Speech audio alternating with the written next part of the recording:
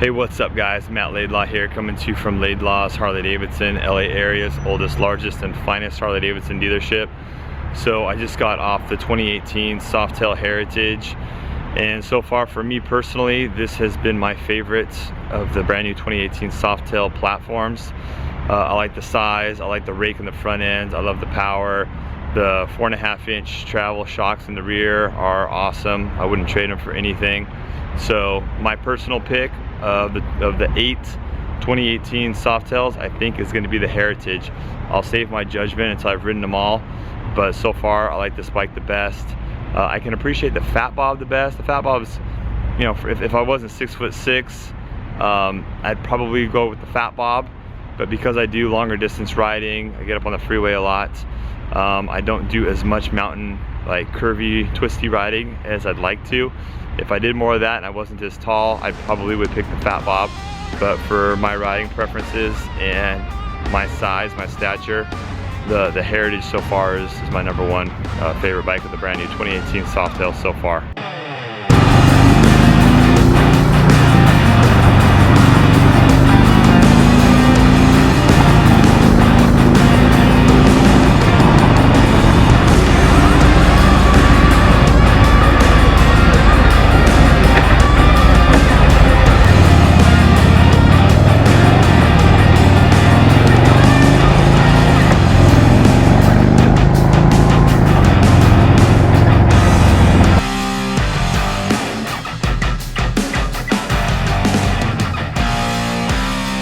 Alright guys, so let's jump into this here. So this is a brand new 2018 Softail Heritage Classic. This was a major year for Harley-Davidson, guys. Harley-Davidson came out with their brand new frame chassis this year. So in the 2018 model year, all the Softails have Harley-Davidson's brand new redesigned from the ground up chassis. I'll put a link into this video here if you want to see my in-depth detail about this brand new frame. But basically they went from 2 shocks horizontally mounted underneath the frame to now a mono shock underneath the seat, and the frame is lighter and stiffer. Also this year they applied Harley-Davidson's brand new engine, the Milwaukee 8 engine, into this brand new frame. Last year this engine was introduced in the touring bikes exclusively, so Harley-Davidson migrated this Milwaukee 8 engine over to the Softails, and also on 4 of the 8 models gave you the option of getting a 114 from the factory as opposed to the regular 107 cubic inch Milwaukee 8. So you can get on 4 of the bikes, you can get it in the 107 or the 114. The Heritage is known for its touring accessories that it comes with it, namely the bags. So here's a shot of the inside of the bag. This is a plastic bag, like an ABS plastic with like a leather coating or leather wrap around the outside of it. The Heritage is kind of this retro 70s look to it. Common styling on this Heritage since it's been out, and it's been out for at least a couple decades now. You've got studding. The signature styling point is the studs in the seat and in the bags, so they did update that this year. You've got this rectangular, almost looks like the scales on the back of a crocodile or something, like these rectangular black studs on there. I definitely think it's a step in the right direction. I like them a lot better than the circular chrome studs that they've had in years past.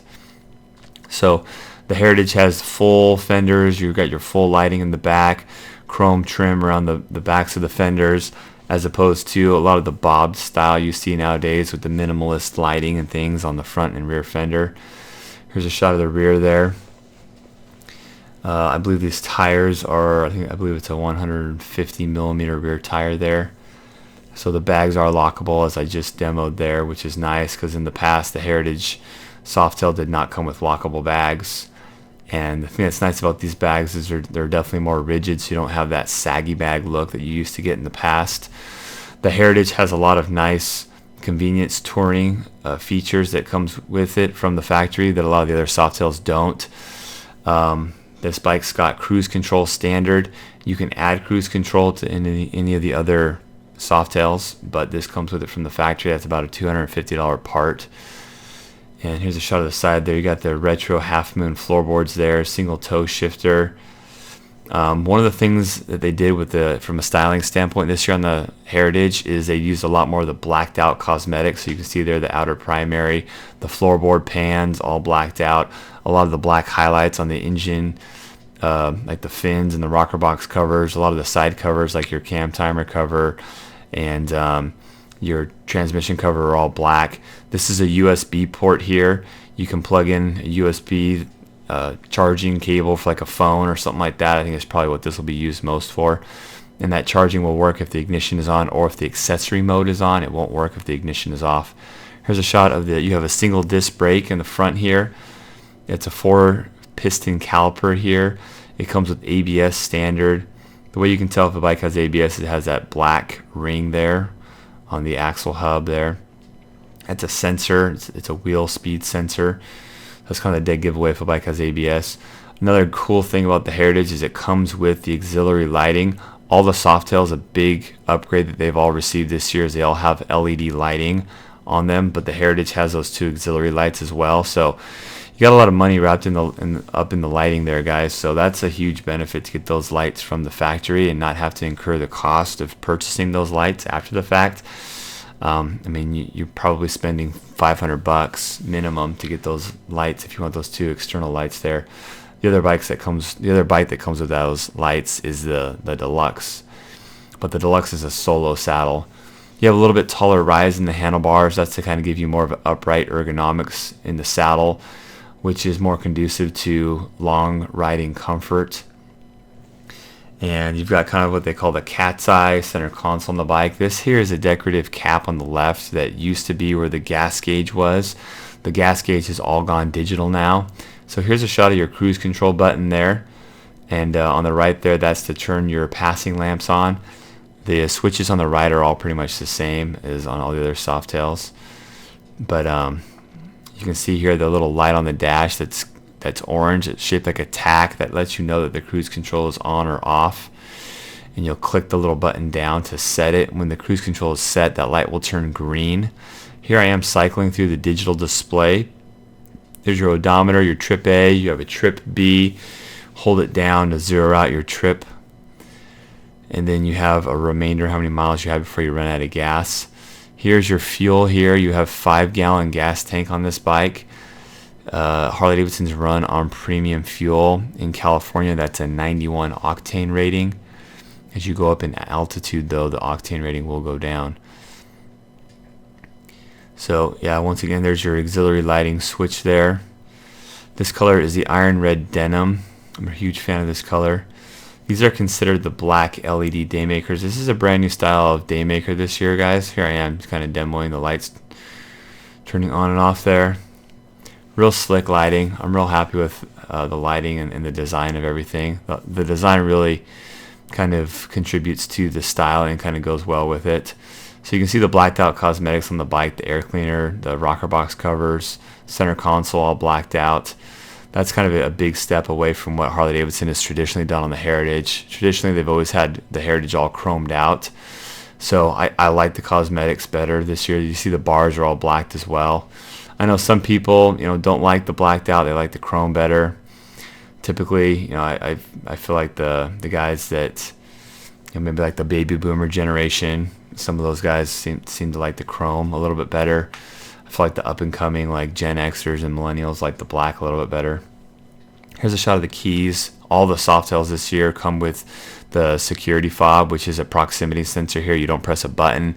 The bike senses when the security fob is near the bike. Here's a shot of the new aluminum keys. The actuation in the fork locking mechanism is a lot smoother this year, I will say. So, yeah, put it in, turn it. That locks your fork there. These bikes are lighter. Harley-Davidson cut about 33 pounds this year in the weight, which does really help the power to weight ratio. You combine the weight reduction with the increase in power this year, and these cruisers just have a lot more giddy up in them. They're just a lot more fun to ride, better acceleration. I wanted to show you guys too what this bike looks like without the bags and the windshield on it. The windshield comes off in 2 seconds. You just pull it right off the front, and the bags are just 2 bolts a piece that you can pull off and take the bags off pretty easily. But the bike looks really slick by taking those 2 items off. And so it is a really versatile bike. You can kind of have it for, more of a boulevard cruiser type of a thing if you don't want all the, touring accessories on it.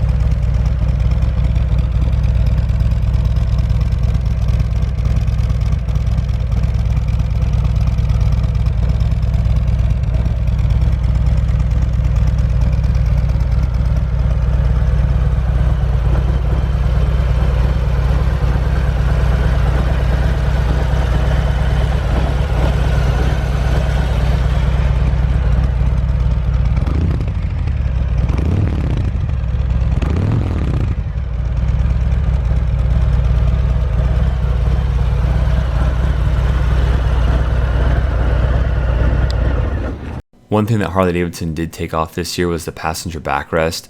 For years, and as long as I can remember, the Softail Heritage has always come from the factory with the passenger backrest on there.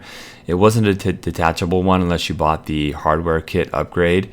So it was nice if you rode with the passenger a lot and you used it, but if you were someone that just rode solo a lot, it was kind of a pain to just have it back there, and because the bike always looks better with it not on there if you're riding solo. So it was an additional expense that you had to incur to make it a detachable kit. This is Harley-Davidson.com. They have some pictures that just kind of highlight some of the features on the bike.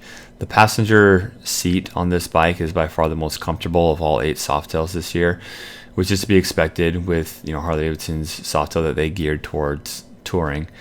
The other seats that come on the other 7 Softails are more or less like a 30-minute seat. So this seat, you can probably get an hour plus out of the passenger comfort in it. Let me go into the colors here that are available on the bike. So the first one is Vivid Black. That's just your typical black that comes on pretty much every bike. And we have a 107 in the Vivid Black right now. It's a pretty good looking bike. So this one here is a Twisted Cherry. I've yet to see one of these in person, but Twisted Cherry comes on a lot of the different bikes this year. This is the Silver Fortune. It's a decent color. And this is a two-tone. They call this Olive Gold and Black Tempest. So if you're a green fan, that's a good color. This is probably top 2, Industrial Gray and Black Denim. This color here and the one I'm using in the video are my 2 favorites. This next one is Iron Red Denim. This is the bike that I'm using in the video.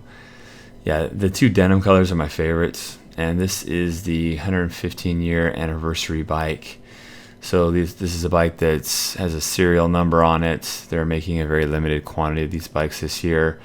Every dealer will probably only get 1 or less of these bikes. Alright, so I'm going to compare 3 motorcycles here. The Heritage Classic, the Deluxe, and the Road King. Everybody wants to have the Road King compared to the Heritage, and I'm going to be talking about that in my riding portion as well. So the 114 Heritage, you're looking at $20,299. Road King $18,999, but that Road King, that's a base price without ABS and security. So with ABS and security, you're looking right around the same price as a Heritage with the 114 on it. So really, price is dead nuts even, so you're going to want to make your choice based on other things at that point. And I'm going to be going into my riding portion of the video where I'll talk a little bit more about what factors you should consider when you're thinking about whether or not to get the Heritage or the Road King. So ABS on the Heritage is always standard. On the Deluxe, it's standard. And on the Road King, you pay $795 for that. And the security and all the new Softails are always standard. And the Road King, it's an upgrade. And the stats are kind of weird here, but I'll get down to it. It's $395 for the security option. Cruise control on the Heritage is standard. And on the Road King, it's actually standard as well, which I'll get down further in these stats here where it says standard. Now you can add the cruise control to the other Softails. Like I said, it's about $300, $350 for the part plus labor. But yeah, really anything that has the electronic throttle cable on it, you can add the electronic cruise control on the bike. In 2016 is when they applied that to the Softail models. Of course, 16 and 17 were on the old frame and have the twin cam. So there you go, $395 for the security and standard cruise control on this bike. So all of these all have the Milwaukee 8, and you can kind of see the bore and the stroke here. So people ask me a lot, if you buy a 107 cubic inch bike, whether it be a touring bike or a Softail, can you bump that up to a 117? The answer is no, because the stroke is different. Whereas on the Heritage here, you've got the longer stroke. You can bump that 114 up to a 117 with the Stage 3 kit if you want. So the Deluxe and the Road King with Harley-Davidson genuine parts, the biggest you can bump it up to is the 114. I will say the 114 cubic inch build that is like the Screaming Eagle Performance build with the different cam and everything is going to produce more power than the stock 114. Like for example, like the Heritage here. It'll produce more power than the stock 114 will from the factory, just because of the cam and the tuning and everything that gets applied to it. So you can see the compression ratio here. In the 114, it's 10.5 to 1, and in the 107 versions on the Deluxe and the Road King, it's 10 to 1 compression ratio. And all the bikes have all been fuel injected since 2007. Whereas before 2007, different models, you can get it with or without. So the seat height on these things, 26.3 inches on the Heritage, 25.9 on the Deluxe. I thought the Deluxe was lower than that. And the Road King is about the same height as the Heritage. Ground clearance there, you still have more ground clearance on the Road King. 5.3 inches on the Road King. So the rake, 30-degree rake on the Heritage and the Deluxe, 26-degree on the Road King, but the trail is longer, the 6.7 inch trail on the Road King, which kind of makes up for that steeper rake angle. Here's the tires. So you got a 130 millimeter front tire on the Heritage, 150 millimeter on the back. So I was right about the back wheel. It's 150 millimeter. It's a 16 inch wheel front and back, which kind of lends to the real good handling with the Heritage. The Heritage is a great handling motorcycle. Definitely one of the more playful handling Softails in the bunch.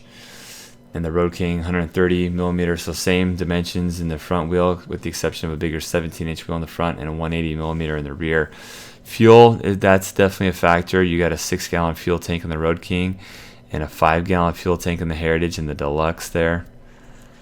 And the weight, the running order weight will go off of is 728 pounds, 697 for the Deluxe, and 836. So we'll call it about 110 pounds heavier for the Road King, which definitely makes a big difference. Luggage capacity, you got bigger capacity with the Road King. The saddlebags are bigger on the touring bikes than they are on the Softail Heritage here, so more storage space as well. At 3,000 RPM, this 114 is putting out 119 foot-pounds of torque at the crank. That's at the crank, not the rear wheel. And the Road King does 111 foot-pounds of torque. For whatever reason, the Deluxe is 109. I think it's probably because it's got some additional moving parts in there. It's got a second counterbalancer in the Softails, as opposed to the Milwaukee 8 in the touring bikes just has a single counterbalancer. So lean angle, you got a better lean angle on the Road King, which actually kind of surprised me. I felt like the lean angle on the Heritage was actually really good. Maybe it's just because I'm used to the lean angle on the old Heritage, which was trash. It was crappy. You scraped all the time. So the lean angle definitely was a breath of fresh air on these new Softail Heritages, because you can definitely lean these things into the turns a lot better. Harley changed the frame on the touring bikes back in 2009. Here's a chart that Harley-Davidson has in their parts and accessory catalog that outlines the 8 different Softails and the ergonomic accessories that will fit each of these bikes. So the Heritage here, you can do a low profile front and rear suspension. The Heritage is one of two models, the other one being the Fat Bob that comes with the taller 4.5-inch travel in the rear shock, which I'm a huge fan of, guys. That's actually one of the reasons why I like the Heritage and the Fat Bob better than the other bikes, among other things. But one of the key things is I just like the extra travel and the suspension.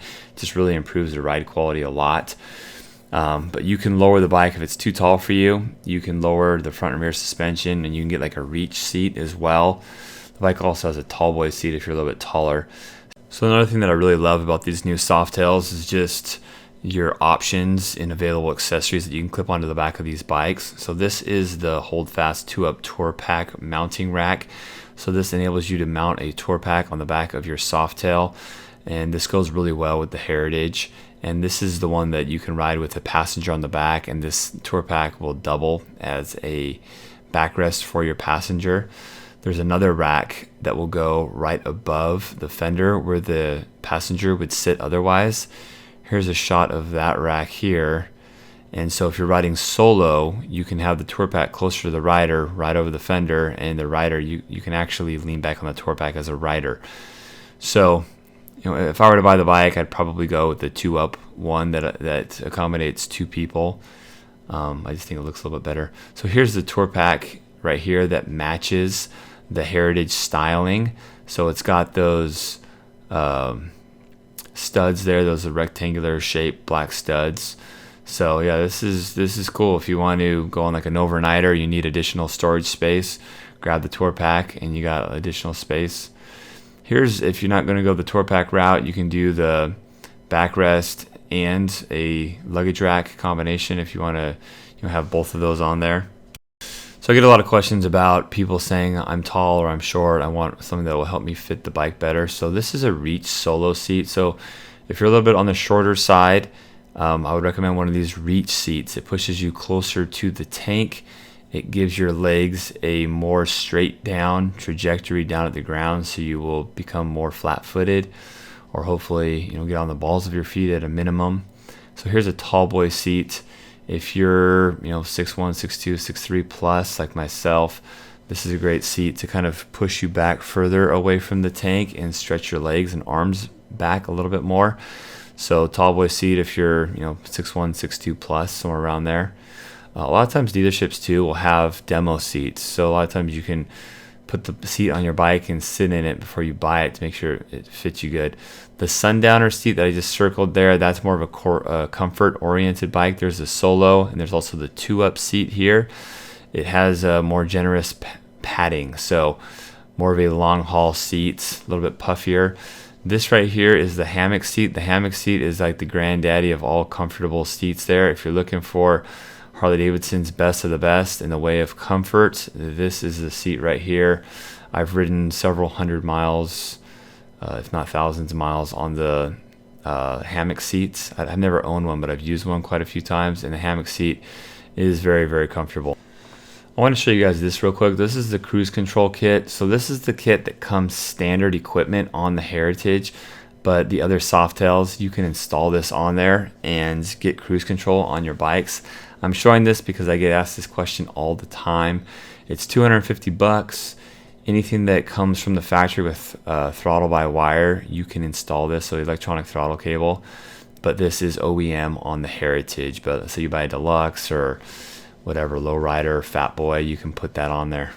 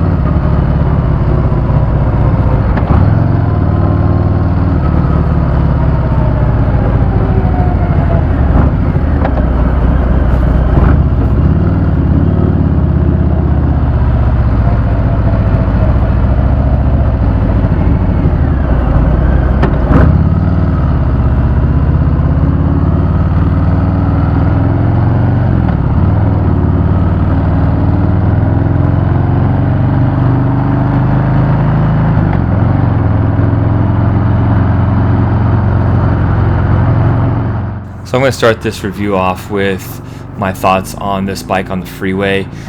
This bike does a lot better on the freeway than the old Heritage did. I mean, it's not even a comparison. It's not even one's a little bit better. It's a lot better than the old Heritage. This is a bike that I would consider taking on a long trip. The comfort, just hitting bumps at high speeds, the suspension reacts and performs really, really well. The suspension and the chassis on the old Softails did decent on surface streets and on smoother roads, but once you really started putting them through the paces at high speeds with bad freeways and things like that, they would bottom out and the suspension just wouldn't react quick enough to really handle the heavy load of impact coming at it at a fast pace. So this Heritage does really, really well up on the highway. As I've mentioned before, the Heritage has a longer travel in the monoshock that it has. This bike and the Fat Bob have the 4.5-inch travel, which I already mentioned is huge for me. With my size, I weigh about 210 pounds. I'm 6 foot 6 inches tall. I would have to have that longer suspension travel. I'm kind of a ride snob after riding a lot of different cruisers, not just Harleys, over the years. I just, if you're going to ride a cruiser, if you're going to get out on the road and ride for a long time, you might as well have a comfortable bike. So I'm all about comfort when it comes to that type of riding. So the comfort level on this Heritage in the 2018 model year far exceeds the 2017 and previous generation frames that were on the twin cam Softails. I mean, it's like night and day difference. And so, yeah, I want to tackle now the big question that I get asked a lot, and that is, how does the Heritage compare to the Road King? A lot of people are between these two bikes, and they're completely different, but at the same time, they kind of serve the same practical purposes. So let me jump into that real quick. So the Heritage, I would say, if you're a guy looking for a more agile handling that accelerates faster, can go through the turns faster, enter and exit turns faster, then the Heritage is definitely the winner there. Where the Road King shines is out on the open highway, high speeds, long duration. The Heritage does that really well, and definitely better than the old Heritage did. But I feel like the Road King still is the clear winner out on the freeway, doing 70 miles an hour, 65 to 80 miles an hour out on the open highway. Just the windshield's bigger, everything's bigger. The windshield's bigger, you got more storage space, so the additional storage space lends to being able to carry more of your crap if you're out on a road trip. And so my personal choice for if I were to get one of these two bikes, and I've owned Road Kings in the past, well, I should just say a Road King in the past, I still prefer the Road King over this bike. And part of that too, and this takes me to my third point in the equation, is if you're a bigger rider, then the Road King is a better bet for you. So if you're, I want to say right around 6'1", 6'2", and over 210, 220, then I would definitely steer you towards a Road King. A lot of that too goes towards just looking proportionate to the bike. If you're a real big dude, 250, 6'3", 6'4", 6'5", then this Heritage is gonna look small. You're gonna look small on this bike, or you're gonna look huge on the bike, I should say. So if you're a bigger rider, I think the choice is definitely go towards the Road King. But if you're 6 foot or under, and you're 200 pounds or less, and you're looking for a good road bike, then the Heritage is probably going to be a better bike for you. Although I will say you could probably go towards the Road King too, especially if you're kind of on that line that I just kind of articulated. If you're kind of right around that breaking point of size, height, and weight, and you can go to either one, then you really just got to ask yourself, okay, do I want the more storage? Do I want a smoother, nicer ride up on the freeway? Even though, I hate almost saying that, guys, just because the Heritage is so nice on the freeway. It's really, really close. But, And one thing I will say too is a lot of people criticize Harley-Davidsons for their weight. Weight is actually a good thing when you're high speed, long duration out on the open road. Just the kinetic energy that is generated with a heavier bike and just that solid planted feel that you have when you're on a bigger bike, and just you're not affected as much by like big crosswinds and stuff. A heavier bike like the Road King is a better bet, and that to me is worth a lot. I just feel more secure, rolling down the highway at 80 miles an hour on a heavier motorcycle. So that's something to take into consideration as well. So if you're someone that gets out on the open road and you're big enough and strong enough to handle the Road King, you're tall enough, and you don't really necessarily need something that you can really crank through the canyons real aggressively, and that you're really looking for that acceleration off the line real frequently, then the Road King is probably the better bike for you. My coworker Jamie, that I've got some footage of him riding this bike. He's thinking about picking one of these bikes up. He's a little bit under 6 foot, and he's less than 200 pounds. He's definitely a smaller guy than I am. He's picking this bike up. He rides motocross. He's competed with motorcycle racing quite a bit in his life, and so he likes a faster, more performance-oriented bike. But he's also a guy that likes to get out on the open road and go places and take trips. So this bike was kind of the obvious choice for him. And I've said this before, and I'll say it again. If I was a smaller rider, if I was 5'10", 180 pounds, something like that, I probably would be buying either the Heritage or the Fat Bob this year. So, size definitely plays a big part of it as well. The other thing that I would say to look at, guys, too, is what type of accessories and modifications you want to make to the bike as well.